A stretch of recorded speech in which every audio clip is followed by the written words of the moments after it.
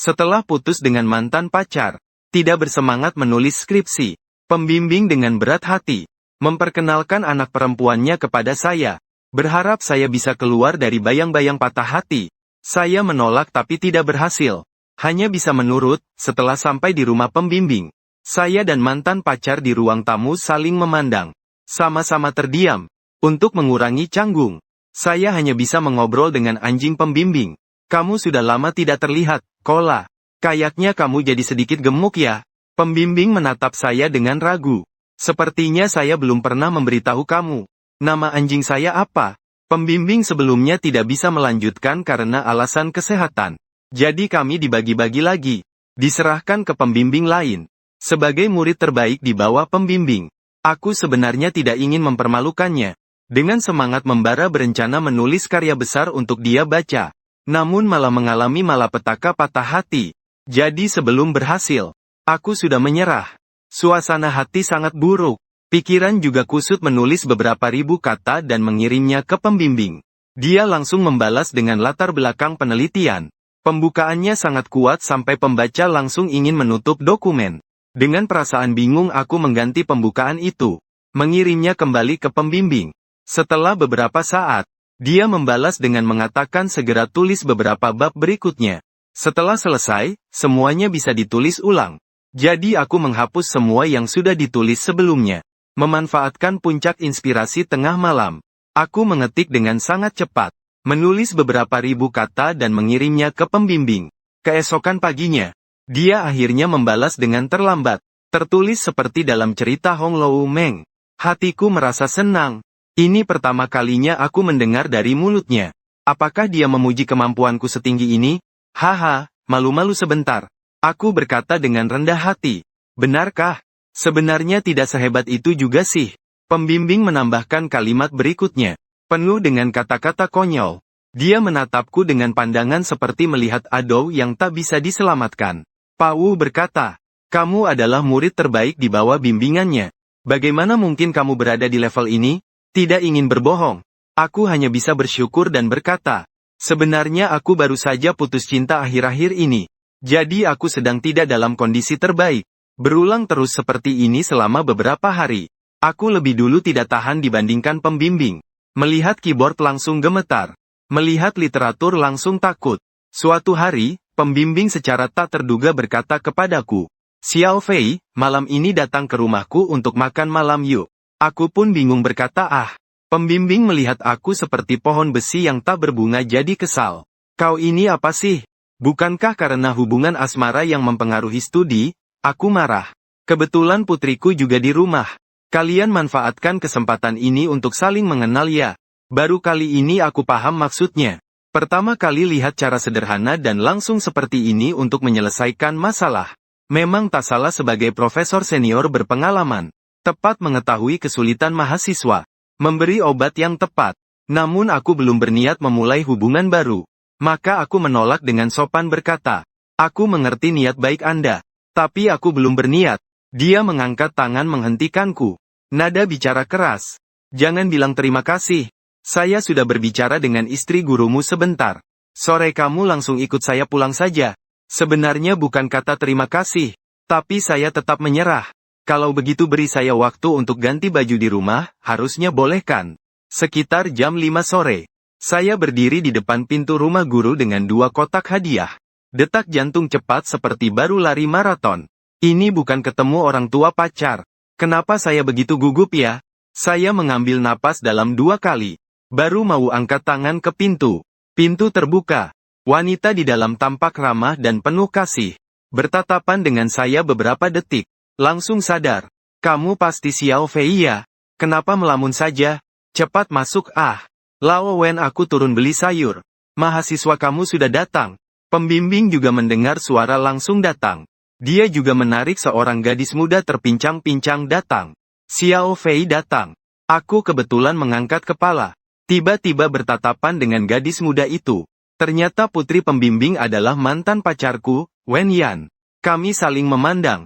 Diam saling menatap tanpa kata. Wen Yan tampak tidak senang. Menyemprot dengan bibir cemberut menatapku. Kenapa kamu? Pembimbing memberi dia tamparan kuat di punggung. Kenapa bicara dengan tamu seperti itu? Kurang ajar. Wen Yan bergumam pelan. Tamu apanya? Aku sudah ganti sandal. Dengan canggung mengikuti pembimbing masuk. Dosen itu kan putri Anda ya? Dosen mengangkat kelopak matanya dan memandangku dengan bingung. Kalau bukan begitu, apakah di rumah masih ada anak perempuan ketiga? Aku terdiam dan terkikik pelan. Tapi karena aku dan Wen Yan bertingkah agak aneh, dosen juga sedikit curiga. Kalian berdua kenal ya? Sejak tadi ada yang aneh rasanya. Aku dan Wen Yan serempak mengatakan, tidak kenal. Tatapan dosen menyapu wajah kami berdua. Kalau begitu kalian cukup kompak ya? Wen Yan langsung menyahut. Kami bagaimana mungkin kenal? Hehe, aku menimpali dengan dingin. Dia memang begitu. Tidak mungkin. Dosen memandang aneh kami berdua. Apa yang tidak mungkin? Kalian berdua dari universitas yang sama kan? Meskipun jurusannya berbeda. Pembimbing biasanya tidak banyak bicara. Hubunganku dengan Wen Yan juga canggung. Istri pembimbing juga tidak ada. Saat ini, seekor labrador putih berlari dengan gembira ke arahku. Aku dengan sigap menangkapnya. Ternyata Wen Yan pulang dan membawa anjing itu juga. Sebelumnya saat tinggal bersama Wen Yan, kami bersama-sama membawa pulang anjing itu. Nama Kok itu aku yang memberi. Setelah putus kemudian, Wen Yan juga membawa pergi anjingnya. Sebenarnya Kok seharusnya menjadi harta bersama kami berdua. Mungkin begitu. Memikirkan hal ini, aku mengelus kepala anjing itu dengan hangat. Kok, sudah lama tidak bertemu. Rasanya kamu terlihat sedikit gemuk lagi ya. Setelah bicara saya pun menyentuh Kola lagi. Badan gemuk dan cakarnya. Labrador mengibas-ngibaskan ekornya dengan riang. Sekencang baling-baling. Kola waktu kecil imut sampai bisa jadi bintang cilik. Lalu dimanja-manja oleh kami. Pelan-pelan jadi gemuk. Sekarang malah dirawat oleh Wen Yan sampai gemuk seperti bangku. Seharusnya diganti nama jadi Labrador babi. Tiba-tiba suara dingin pembimbing terdengar dari belakangku. Kamu bagaimana bisa tahu dia namanya Kola? Rasanya aku belum pernah memberitahumu. Nama anjing di rumahku kan? Aku menoleh kaku. Tidak tahu bagaimana menjawab pertanyaan ini. Lalu aku menatap Wen Yan seperti minta tolong. Tak disangka dia dengan ekspresi senang melihat malapetaka. Melihatku. Dengan nada santai. Melebih-lebihkan cerita. Iya. Bagaimana kamu tahu anjing di rumahku namanya Kele? Antara jujur tentang hubunganku dengan Wen Yan dan mengarang kebohongan. Mengelabui dosen. Aku memilih diam. Lalu istri dosen seperti penyelamat turun dari langit. Kalian sedang ngobrol apa? Kenapa begitu sepi? Aku menghela napas lega. Berlari kecil menyambut istri dosen. Cukup berat ya? Aku bantu ya. Istri dosen tersenyum lembut kepadaku. Detik berikutnya, sebuah tatapan tajam diarahkan ke dosen. Dosen dengan alami menerima tas kanvas dari istri dosen. Meminta aku, kamu dan Xiao Yan istirahat di ruang tamu saja. Kami berdua yang memasak. Kamu ingat sesuatu? Pembimbing menambahkan. Putri saya bernama Wen Yan. Dia bisa dibilang adik angkatanmu. Saya mengangguk dengan sopan. Mengulang dengan penuh arti, oh, ternyata adik angkatan ya. Ketika saya dan Wen Yan sedang sangat jatuh cinta. Saya sering membuatnya memanggil saya kakak di tempat tidur. Tapi biasanya dia memanggil saya dengan nama langsung. Pergi duduk di satu sisi sofa. Wen Yan duduk di hadapan saya. Di antara kami seperti terpisah oleh galaksi, lama sekali. Dia mengeluarkan earphone dan memakainya dengan diam. Jadi saya juga menirunya mengeluarkan earphone dan memakainya. Namun baru saja memakai earphone terdengar suara video pendek dari dalamnya. Saya heran membuka sedikit. Menemukan suara itu bukan berasal dari ponsel saya. Sepertinya itu suara dari ponsel Wen Yan. Apakah dia sedang menonton video pendek? Saya baru saja mau membuka mulut untuk mengingatkan. Aku mendengar suara di dalam earphone yang mengatakan, bagaimana mengetahui apakah mantan pacar selalu mengintip kamu? Tanganku tiba-tiba berhenti dan menelan ludah dengan diam-diam. Kalau harus bilang, pertama kamu bisa periksa aplikasi media sosialmu. Jika catatan pengunjung tidak dimatikan, maka akan meninggalkan jejak. Saat orang di video memberikan saran kepada Wen Yan, aku juga tidak membuang waktu dan segera membuka aplikasi video pendek. Catatan pengunjungku memang belum dimatikan. Utamanya aku berpikir jika Wen Yan mengunjungi profilku, aku bisa langsung mengetahuinya kapan saja. Makanya belum dimatikan. Tidak disangka ini malah memperlihatkan aku sering online. Dasar data besar yang menyebalkan itu. Tapi Wen Yan tampaknya tidak bereaksi apa-apa. Dia menonton video ini sebentar lalu menggantikannya. Selama itu tidak sekalipun mengangkat kepala. Terdengar suara video kedua dari dalam earphone. Bagaimana caranya agar mantan pacar mau menghubungi kamu dulu untuk minta maaf dan balikan? Aku terkejut menatap Wen Yan.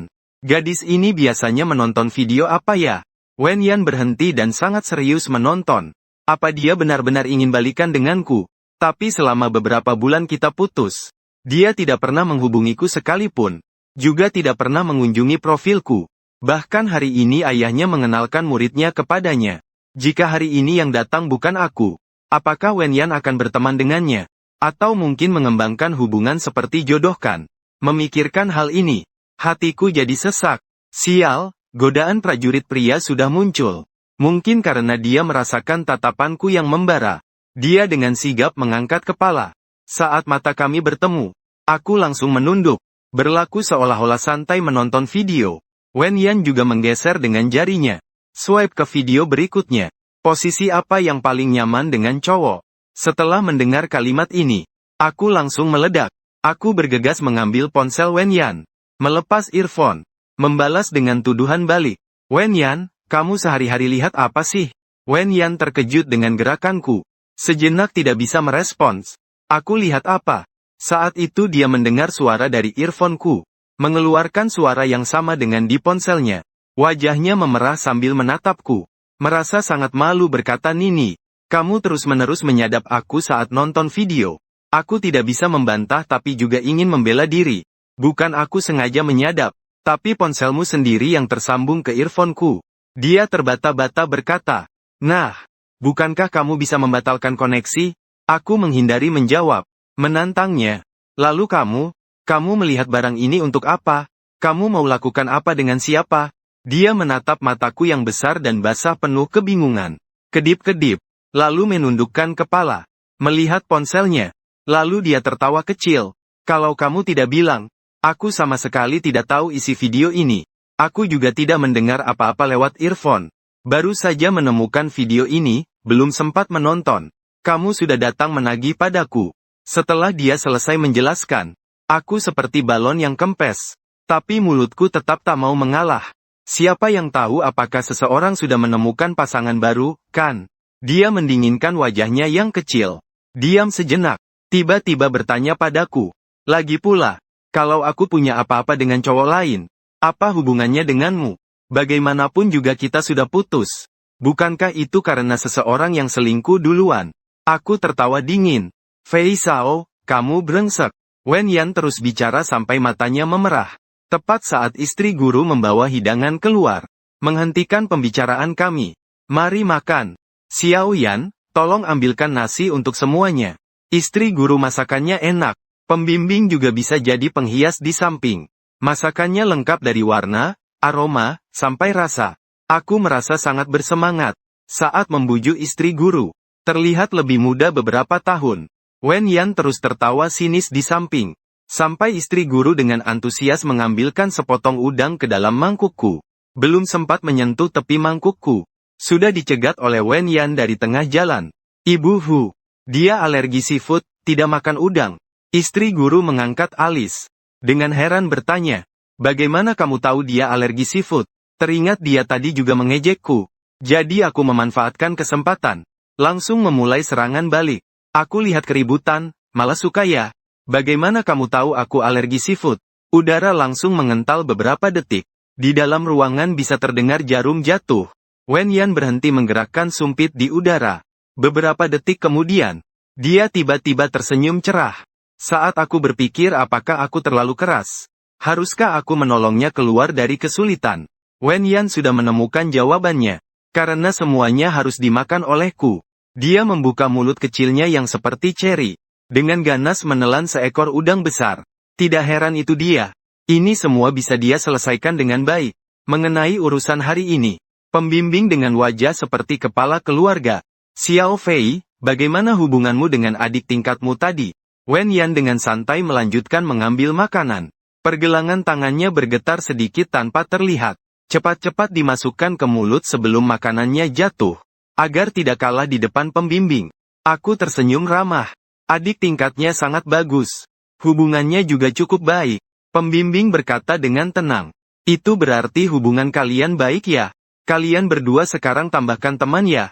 Agar nanti lebih mudah untuk sering berhubungan dan mempererat hubungan. Saya dan Wenyan sama-sama terkejut.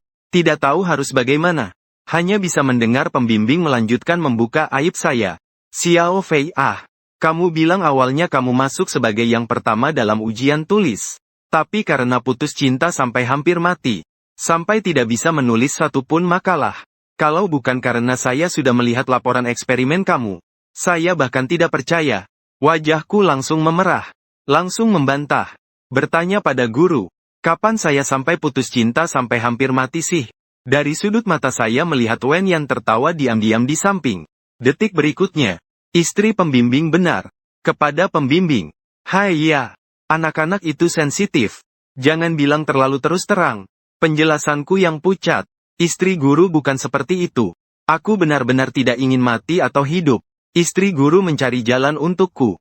Berani menyeret putrinya sendiri sebagai korban. Tidak apa-apa. Xiao Fei.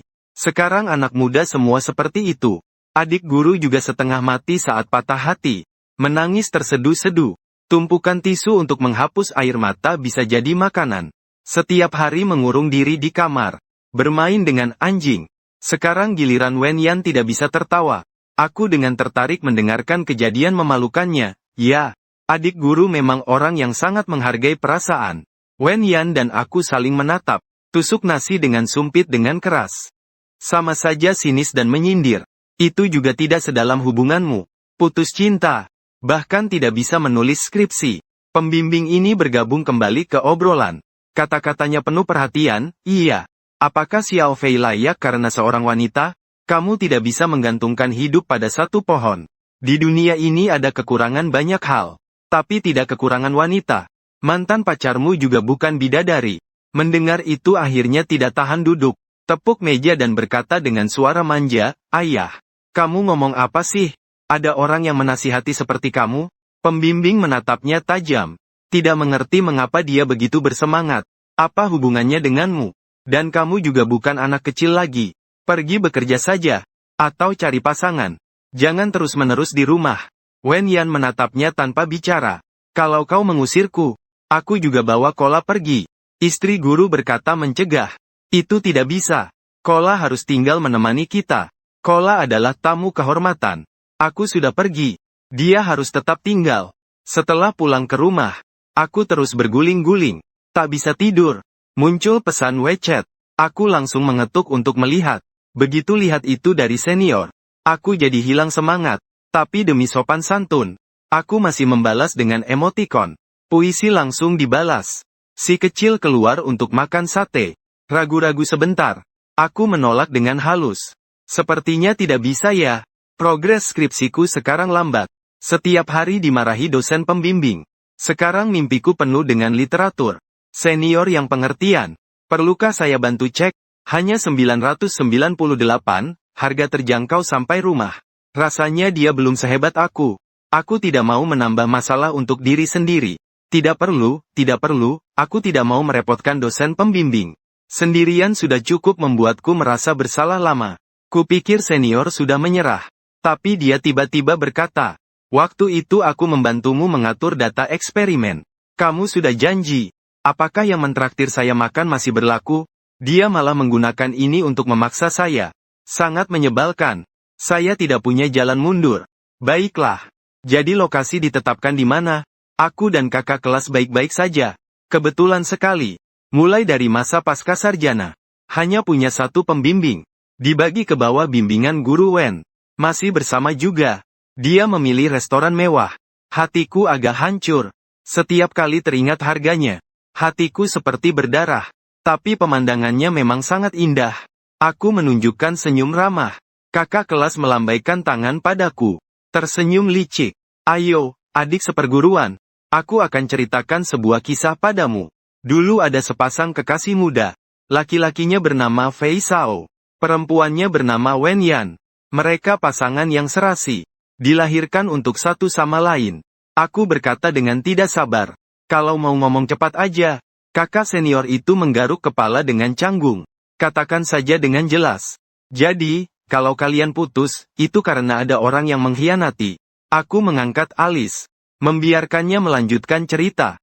Jadi beberapa bulan yang lalu, waktu itu pacarmu sedang melakukan eksperimen. Ponselnya tertinggal di luar. Kebetulan saat kamu menelpon dia, bukankah ada pria yang mengangkatnya? Mengenang kejadian ini, hatiku masih tak bisa menahan sakit yang menusuk. Aku berkata dengan suara berat agar dia melanjutkan bicara. Dia berkata dengan santai. Tebak kenapa pacarmu keras kepala menyangkal hal ini? Karena dia sebenarnya tidak tahu apa-apa. Aku tak bisa menahan diri untuk mengetuk meja. Bagaimana kamu bisa tahu hal ini? Siapa yang memberitahumu? Kenapa dia bisa memberitahumu? Para senior ini mengacungkan jempol memberi pujian. Kamu bahan yang bagus untuk jadi polisi. Dia mengaku. Teman sekamarku adalah murid di bawah Guru Wen. Dia sudah diam-diam menyukai putri Guru Wen cukup lama. Bukankah ini kesempatan yang tepat? Dia tidak tahu kita adalah saudara sejurusan. Setelah kalian putus, dia masih pamer kepintarannya di asrama. Haha, amarahku langsung memuncak. Aku benar-benar tak bisa menahan amarahku. Aku bertanya bagaimana bisa Wen Yan punya urusan baru dengan mantan cinta. Aku pikir dia sedang mencari masalah denganku. Ternyata binatang itu yang sedang berbuat onar di tengah-tengah. Kakak senior masih ingin melanjutkan. Kata-kata yang tersisa aku tidak membiarkannya melanjutkan. Aku dengan tak sabar memotong pembicaraannya. Baiklah, baiklah. Tidak akan aku provoke kamu lagi. Sudah tahu sebab dan akibatnya. Apa yang harus dilakukan? Kamu sendiri juga jelas. Makan malam ini aku yang traktir. Lain kali keluar makan sate. Aku yang traktir. Aku keluar beberapa langkah. Tiba-tiba seperti balon yang kempes. Terpikir tentang kesalahpahaman di antara kita. Aku berpikir harus menjelaskan pada Wen Yan. Tapi kita sudah putus. Dengan status apa aku harus menjelaskannya padanya? Aku dan Wen Yan adalah tipe orang yang tahu kapan harus maju dan mundur. Orang yang sama sekali tidak akan terjebak dengan mantan. Sederhananya, aku tidak bisa melepaskan harga diri priaku. Jadi aku hanya bisa menatap kotak obrolan kami dengan kosong. Seolah-olah semakin lama aku menatapnya, sebelah sana benar-benar akan mengirimi pesan terlebih dahulu. Tiba-tiba Wen Yan mengirim sebuah tanda tanya. Hatiku sedikit senang. Mengira ramalanku benar-benar berhasil. Tapi aku tetap menunggu beberapa menit lalu membalas dengan tanda tanya juga. Agar terlihat aku tidak terlalu memperhatikannya. Wen Yan kembali mengirim pesan. Kenapa kamu ketuk aku? Setelah mendengarkannya bicara, aku baru menyadari tadi tidak sengaja menyentuhnya. Ku protes ke Wen Yan sambil menepuk bahunya. Wu Kie punya pacar. Sialan ketuk-ketuk itu. Yang lebih sial adalah aku salah tekan pengaturan yang dia suruh. Tapi hari ini mendengar dari seniorku. Sebelumnya saat kamu melakukan eksperimen, ponselmu jatuh di luar. Wen Yan sempat tidak bereaksi seketika. Tapi dia tetap refleks bersikap keras kepala dengan berkata, apa ada masalah? Apakah ini penting? Aku segera menjelaskan. Aku tidak mencari pacar baru. Sejak kita putus, aku tidak berkencan dengan orang lain. Kotak obrolan hening beberapa menit. Aku merasa canggung terlambat menyadari. Menjelaskan seperti ini terlihat seperti aku masih punya perasaan lama pada Wen Yan. Jadi aku menambahkan satu kalimat lagi. Hanya agar kamu tahu faktanya saja. Jangan berpikir macam-macam. Wen Yan membalas aku, tidak berpikir lebih. Aku juga hanya belum ketemu yang cocok saja. Aku mengunyah makna kata-kata Wen Yan beberapa kali. Kemudian teringat dia setiap hari menonton video pendek. Semua itu hanyalah hal-hal seperti itu. Wen, wanita cantik yang luar biasa seperti ini. Jenis cowok seperti apa yang bisa menarik perhatianku? Wen Yan juga tidak senang. Paling tidak cowok itu tidak sembarangan melihat ponsel cewek. Hehe, dia ini sedang mengejekku. Apakah dia punya keinginan mengendalikan yang kuat? Aku marah sampai tanganku gemetar. Lalu membalas dia. Kalau begitu, aku juga suka cewek yang suka lihat hal-hal yang gak jelas di Douyin. Wen Yan tidak mau kalah. Hehe, hari ini kamu yang mulai sentil aku duluan. Aku pun ikut menyerang balik. Hehe, kalau begitu kenapa kamu membalas seketika? Dia keras kepala bilang hehe. Aku cuma suka main ponsel saja. Aku juga keras kepala loh. Kalau begitu kamu main saja. Semoga kamu cepat masuk surga. Dia juga memberiku kutukan indah. Terima kasih, semoga kamu. Tesis tidak akan pernah selesai. Sekarang aku jadi down. Aku tidak serius main video ini. Telepon langsung dijawab. Wen Yan tidak siap sama sekali. Terpaksa menerima panggilan itu dengan berat hati. Wen Yan, kenapa kamu harus melawan aku? Sebenarnya hari ini aku ingin bicara baik-baik denganmu. Kalau kamu ngomong seperti itu jadi tidak asyik. Semakin kamu bicara aku semakin kehabisan kata. Karena aku lihat Wen Yan ternyata telanjang saat angkat telepon. Tiba-tiba merasa hidung jadi panas. Ada apa ini? Padahal kamu yang duluan sinis seperti itu. Aku juga karena kamu seenaknya lihat ponsel cewek lain. Kenapa harus menyalahkanku karena tidak ngomong baik-baik? Suaranya agak kesal. Bahkan sedikit seperti mau menangis. Melihat kulitnya yang putih dan halus serta dada yang samar-samar terlihat. Aku sedikit malu. Segala kata tuduhan dalam hatiku tiba-tiba lenyap. Apakah dia sengaja menggoda aku? Padahal aku sudah melihat semuanya. Tapi tiba-tiba mengulanginya lagi masih agak tidak terbiasa denganmu. Kenapa kamu tidak memakai baju? Dia dengan wajar berkata aku bebas memakai pakaian apa di kamar sendiri. Lagi pula saat ini seharusnya dia sudah tidur. Dia biasanya suka tidur tanpa pakaian. Jadi tidak memakai baju itu normal. Kalau begitu apakah kamu benar-benar salah kirim pesan? Jangan bohong, tolong katakan sekali saja yang sebenarnya, bos bandit. Dari suaranya, aku bahkan merasakan sedikit kemarahan. Aku mengangguk pelan. Bingung setengah mati. Bukan, dia dengan sabar bertanya dengan suara tegas. Kalau begitu, kamu mau bilang apa padaku? Aku menatap wajahnya. Tiba-tiba tersendat. Aku lupa harga diri yang menyebalkan itu. Kamu bisa lupa itu juga? Haki Fei. Kamu ini, meskipun terharu sampai darah mendidih karena aku mendengar ini juga pasti langsung dingin kembalikan. Lupakan saja kalau sudah lupa. Masih muda sudah kena pikun. Belum sempat aku bicara. Dia langsung menekan telepon. Sebelum menutup telepon, aku samar-samar mendengar Wen Yan sepertinya juga berkata sesuatu. Sebenarnya dia ingin mengatakan apa sih? Sebenarnya apa sih? Aku membuang ponsel ke samping. Keesokan paginya, aku menemukan beberapa pesan yang ditarik kembali di chat dengan Wen Yan. Aku membalas dengan tanda tanya. Tesis tidak kunjung rampung. Aku berencana pergi bersantai dengan teman, Xiao Wen. Mencari inspirasi. Xiao Wen adalah teman terbaikku saat kuliah. Tapi dia tidak lanjut studi pasca sarjana.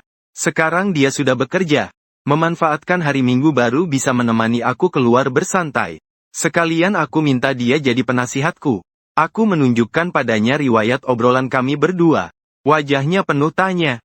Mengobrol dengan orang lain. Kalian berdua senang seperti itu ya? Baiklah. Penasihat militer ini kurang paham soal militer. Aku menatapnya dengan heran. Dari mana kau tahu kami senang? Xiao Wen, jadi kalian sebenarnya sedang apa sih? Aku cuma terkekeh saja. Xiao Wen tertawa kecil. Kami memilih hari dengan udara segar untuk mendaki gunung. Sebenarnya itu pilihan Xiao Wen. Dia orang yang suka kegiatan luar ruangan. Aku sudah capek sampai kaki lemas setelah sebentar memanjat. Terengah-engah memegang tongkat pendakian Xiao Wen. Kenapa sih aku harus ikut mendaki gunung sama kamu? Xiao Wen juga berhenti. Tunggu aku. Dia membuka ranselnya dan meneguk air. Bukankah kamu tidak bisa menulis skripsi? Aku membawamu mencari inspirasi. Aku juga ikut berkata pelan-pelan. Sebenarnya tidak mendaki gunung. Tidak hanya membuatku sadar otakku sangat tidak berguna. Sekarang aku merasa tubuhku juga sangat tidak berguna. Nada suara Xiao Wen datar tanpa perasaan. Semangat, si tidak berguna beristirahat sebentar. Xiao Wen memperlambat langkahnya. Mendukung aku berjalan. Bukankah kamu mahasiswa biologi? Tumbuhan di gunung juga termasuk salah satu makhluk hidup. Apa kamu tidak penasaran? Aku sama sekali tidak berniat mengamati pemandangan. Hanya ingin cepat-cepat memanjat ke atas. Tidak penasaran. Xiao Wen menunjuk ke si juara belajar. Bunga itu jenis apa?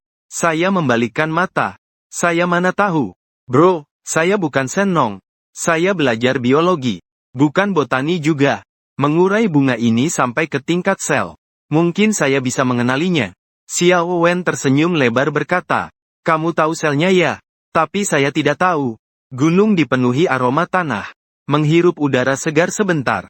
Saya memang merasa kepala lebih segar. Suasana hati juga perlahan cerah. Saya agak heran. Kamu yang pekerja kantoran kenapa bisa jauh lebih kuat dariku? Xiao Wen terus terang. Mengandalkan bakat abang. Aku sangat ingin menamparnya. Ada apa? Sampai di puncak gunung. Aku berbaring telentang di rumput. Sangat lelah. Xiao Wen jongkok di sampingku. Menggoyangku 2 kali untuk bangun. Begini bajumu akan kotor. Melihat aku tidak bergerak, dia juga tidak peduli. Tiba-tiba dia bertanya padaku. Wenyan hari ini juga memposting di Moments bahwa dia datang ke kota H untuk urusan bisnis. Kamu tahu, aku melihatnya. Dan Wenyan bahkan sengaja menambahkan lokasi. Wanita ingin berdamai kembali. Katanya urusan bisnis apaan sih? Dia bahkan belum bekerja. Xiao Wen mengernyitkan alisnya. Kalau begitu, dia datang untuk apa? Siapa yang tahu? Aku mengangkat tangan. Kebahagiaan tidak bertahan lama. Saat kami mulai turun gunung. Mulai turun gerimis. Hujan semakin deras. Kami terjebak di tengah jalan gunung. Jalannya sangat licin. Hujan turun begitu deras seakan mengepul. Di dalam gunung, kabut menyelimuti. Kami terpaksa masuk gua untuk berteduh. Xiao Wen menyerahkan handuk padaku. Dia juga mengeluarkan handuk sendiri. Mengelap rambut. Mengelap rambut. Jangan sampai masuk angin. Aku mengacungkan ibu jari padanya. Tidak sia-sia memang kamu. Ini namanya profesional. Setelah itu kami berdua masing-masing memegang ponsel untuk meminta bantuan. Jaringan di gunung jelek. Setelah mencari sambungan dengan putus nyambung selama setengah hari. Tidak ada satupun pesan yang terkirim. Takut orang tua saya khawatir. Saya hanya mengirim pesan permintaan tolong ke teman-teman. Termasuk Wenyan dan lain-lain. Selama menunggu balasan. Xiao Wen mencari topik untuk mengobrol dengan saya. Apakah kamu pernah mendengar? Ada laporan berita. Beberapa pendaki pergi menyeberangi Ao Tai bersama-sama. Hujan deras menutup akses gunung. Suhu turun drastis. Ditambah tim penyelamat tidak tiba tepat waktu. Mereka meninggal dunia pada usia muda. Saya memandangnya dingin. Kamu rasa sekarang waktunya bicara hal ini tepat? Sepertinya dia juga sadar bahwa omongannya itu kurang beruntung. Lalu mengganti topik pembicaraan. Kalau kita berdua terjebak di sini dan tidak bisa keluar, apa hal terakhir yang kamu sesali karena tidak sempat dilakukan? Mengingat hidup singkatku ini, meskipun tidak mengalami banyak gejolak besar, keluarga bahagia dan harmonis. Ibu saya pensiun dengan gaji yang tinggi. Ayah saya kadang pergi menjadi sopir ojek online sebagai jalan-jalan. Kalau tidak ada saya, mereka berdua juga bisa menjalani sisa hidup dengan bahagia. Kalau Wenyan bagaimana? Apa yang belum sempat dia katakan hari itu? Xiao Wen dengan lembut mengatakan tidak apa-apa. Kalau sudah yakin, lakukan saja. Di bawah dorongannya, saya entah kenapa kembali membuka WeChat. Masuk ke percakapan dengan Wenyan. Gerakanku diamati dengan seksama oleh Xiao Wen di samping. Dia adalah chat yang kamu pinkan, ya? Saya dengan suara tidak meyakinkan berkata sudah lupa membatalkannya. Mungkin karena terpengaruh oleh kata-kata Xiao Wen barusan. Sebuah kesedihan tiba-tiba mengalir ke hati. Jika aku bisa keluar dengan selamat, kita akan berbaikan, ya. Setelah mengedit, aku menekan tombol kirim. Kalimat ini tidak terus berputar dan terkirim. Bukankah tidak ada sinyal? Bagaimana bisa terkirim? Baru ingin menarik kembali. Detik berikutnya, telepon dari Wenyan langsung masuk. Suaranya cemas. Dengan suara hampir menangis berkata, Fei Sao, apa yang terjadi denganmu? Aku tidak tahu apakah dia sudah melihat pesan itu atau belum. Dengan hati-hati berkata, terkurung di gunung. Barusan sudah beberapa kali menelpon tapi tidak diangkat. Fei Sao, apa sebenarnya situasimu? Bisakah kamu bicara sedikit lebih banyak? Tenggorokan saya tertempel permen karet. Dasar wanita bodoh. Dalam sekejap menghancurkan momen emosional saya. Apakah saya masih sempat menarik kembali kata-kata itu sekarang? Dia terpercaya sampai. Saya sudah melapor ke polisi. Tim penyelamat akan segera datang. Kalian bertahan dulu ya. Terima kasih. Dia juga peduli sampai. Kalau begitu kalian sekarang ada makanan atau kata-kata yang belum selesai. Sinyal terputus lagi. Lebih dari 2 jam kemudian. Saya dan Xiao Wen sedang makan kue persik yang renyah dan mudah hancur. Tim penyelamat buru-buru datang. Kalian berdua baik-baik saja. Semua prajurit terkejut. Kepala tim penyelamat mencoba bertanya. Saya dan Xiao Wen mengangguk dengan kuat. Syukurlah, syukurlah. Wenyan membawa 2 jaket tambahan yang sengaja dibawanya. Satu diberikan kepada Xiao Wen. Sebuah pedang. Langsung ditusukkan ke tubuhku. Bersentuhan dengan kehangatan tubuh Wenyan. Mencium aroma tubuh yang familiar di pakaian. Hatiku yang tak bisa berhenti berdebar. Pasti itu sesuatu yang menyebalkan. Efek kacang kegembiraan. Aku membersihkan tenggorokanku. Suaraku sedikit serak. dengan susah payah mengucapkan terima kasih. Wen Yan dengan canggung mengusap hidungnya, juga agak malu. Ngapain terima kasih? Aku bukan sengaja datang untuk menyelamatkanmu. Cuma kebetulan saja. Ah, ini yang disebut tsundere ya. Xiao Wen tepat di samping kami. Dengan jujur membalas. Kalau kamu bukan sengaja menyelamatkan Sao Ge, maka kamu sengaja datang untuk menyelamatkanku. Mendengar itu, dia agak canggung melihat kami berdua. Xiao Wen kembali menyerang dengan tegas berkata, di sini tidak ada orang ketiga yang bisa diselamatkan kan? Melihat dia kesulitan, aku tak tahan tertawa kecil. Wen Yan telinganya merah menonjol seperti bisa berdarah. Dia menahan diri cukup lama. Akhirnya marah berkata, kalian berdua kembalikan jaket itu ke mobil saat pulang. Xiao Wen memberikan kursi belakang untuk kami.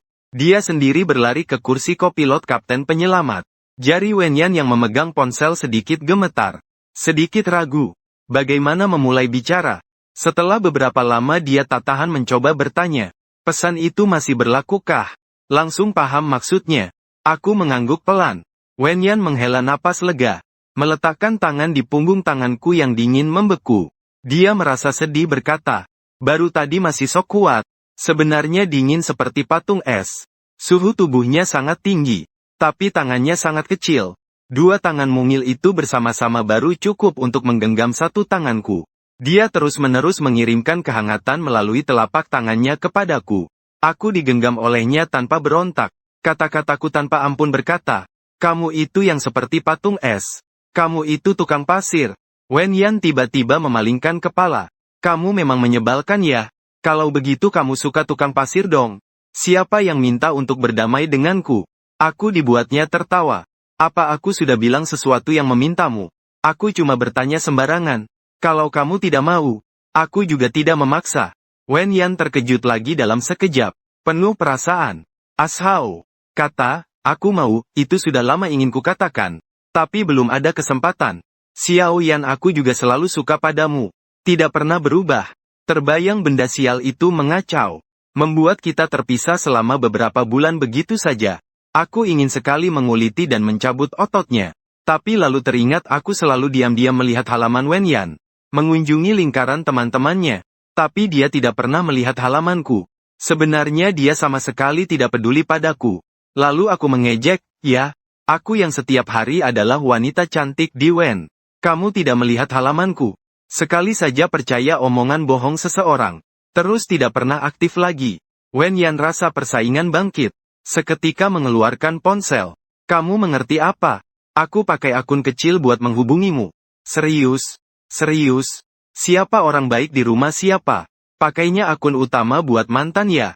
Tentara yang dilatih dari Little Red Book. Kemampuan taktis masih lebih tinggi dari kita di forum ini. Dia mengangkat nama akun acak dan avatar bot. Lihat ini adalah akun kecilku. Aku nggak tahan untuk tidak tertawa. Sial ini kamu ya? Aku kira siapa orang aneh yang suka mengintip aku. Setiap kali selalu memberikan aku like. Ternyata Wen Yan juga suka. Aku juga peduli padaku. Ternyata perasaan kita satu sama lain sangat kuat. Waktu itu aku selalu sibuk. Jam tidur kita juga benar-benar tidak cocok. Saya juga putus karena kesalahpahaman yang disebabkan oleh binatang itu.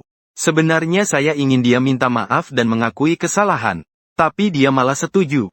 Dia bilang dia sangat lelah. Tidak ingin terus-menerus saling curiga. Setelah mendengar dia berbicara, saya marah dan bersumpah. Tidak akan pernah memulai mencari jalan damai duluan. Tapi sebenarnya saya juga kurang pengertian. Seandainya saya lebih peduli padanya beberapa kata. Hal-hal ini seharusnya tidak terjadi ya. Saya memeluk hangat Wen Yan. Menggendongnya ke dalam pelukan saya. Xiao Yan maaf. Saat itu memang salah saya. Saya sebenarnya sudah lama menyukaimu. Dua penyelamat di depan langsung tidak bisa duduk tenang. Mereka membersihkan tenggorokan. Hai teman-teman kecil. Ini bukan mengemudi tanpa sopir kan? Sama sekali lupa akan keberadaan mereka. Ada apa? Wen Yan canggung menggaruk telapak tanganku. Hai, sayang baik-baik. Sisanya kita bicarakan di kamar nanti. Akhir pekan berlalu. Xiao Wen kembali ke kehidupan pekerja kantoran. Sebelum pergi, entah dia mengedipkan mata kepada siapa antara kita berdua. Mengedipkan mata. Kalian berdua sudah baikan. Aku dan Wen Yan saling tersenyum. Kita menikah. Kamu duduk di meja utama. Ayah angkat. Persahabatan antar pria memang seperti ini. Kamu ayahku. Aku ayahmu. Kita masing-masing punya alasan sendiri. Kembali ke pola kalimat. Saya memesan taksi khusus untuk kami berdua ke hotel. Sudah lama putus. Kami berdua cukup haus. Orang dewasa, wajar saja. Mobil perlahan berhenti di depan kami berdua. Saat pintu mobil terbuka, saya bengong. Supirnya ternyata ayah saya. Saya berkata, kenapa mobil ini terasa begitu familiar? Wen Yan tidak pernah melihat ayah saya. Tentu saja tidak tahu apa yang terjadi. Dia mencubit telapak tangan saya. Ada apa? Sayang, ayo naik mobil. Saya berbisik memperingatkannya di telinganya. Nanti saat di mobil jangan ngomong sembarangan. Dia tertawa ringan. Tidak terlalu peduli. Haha, kamu bilang apa sih? Merasa sangat gugup. Ada apa ini?